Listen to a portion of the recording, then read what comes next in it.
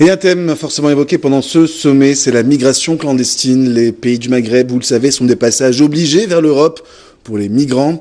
Et le moins que l'on puisse dire, c'est que ces pays sont loin d'être solidaires entre eux. Un exemple dans ce journal avec le Maroc et l'Algérie. Une de nos équipes s'est rendue à la frontière entre les deux pays, fermée depuis 2 décennies, à la rencontre de migrants subsahariens refoulés par le Maroc vers l'Algérie. Récit, Mohamed Ayoub Belkan. Des frontières fermées depuis presque 23 ans. Entre l'Algérie et le Maroc, aucune relation terrestre depuis 1994. Même si le poste frontalier reste fermé depuis 2 décennies, une forte activité est enregistrée dans la région.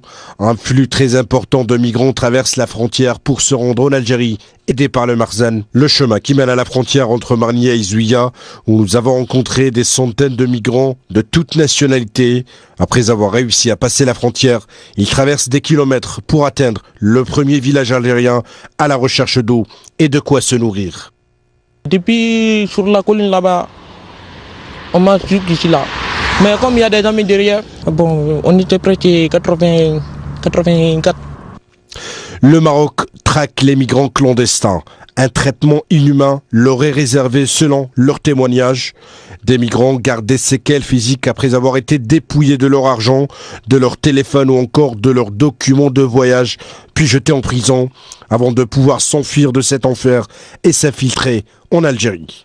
Parce que quand je pars, tous les Marocains volent tout mon argent, ils me frappent, ils brûlent mes habits, tout. Mon permis, toutes nos pièces, passeport, ils ont pris tout. Avec notre argent euro, il y avait 100 euros dans ma poche. Donc tout ça là c'est resté avec eux là-bas. C'est pas les Algériens en tout cas bien. Mais les Marocains vraiment pas bien, voilà. On ne nous a pas donné même à manger. Tu vois ma main là, ici là, c'est déplacé. Ici là, c'est déplacé. Ils m'ont frappé avec le bois. De Marnia, direction Al-Abd dans la commune de Bouidji, le dernier point du territoire national. Entre l'Algérie et Sidi Boubkir, le premier village marocain à l'ouest, ce grillage en guise de séparation de territoire.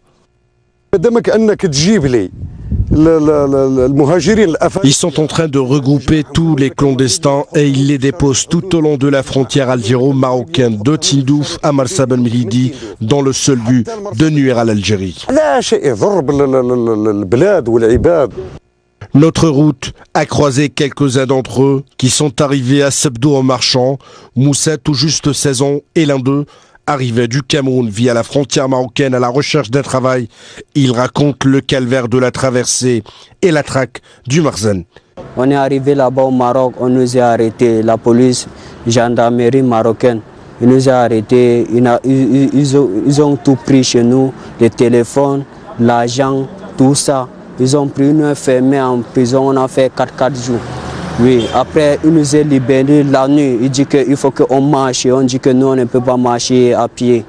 Ils prennent l'arme sur nous. On dit qu'on marche. C'est comme ça qu'on est à 4. En plus, on a marché de là-bas jusqu'à, on appelle ça quoi. On était à 60 au Maroc. Combien ? 60. 600 ? Oui. C'est donc sous le regard des gardes frontières marocains que des dizaines de migrants clandestins se rendent quotidiennement en Algérie sans qu'aucun d'entre eux ne réagisse.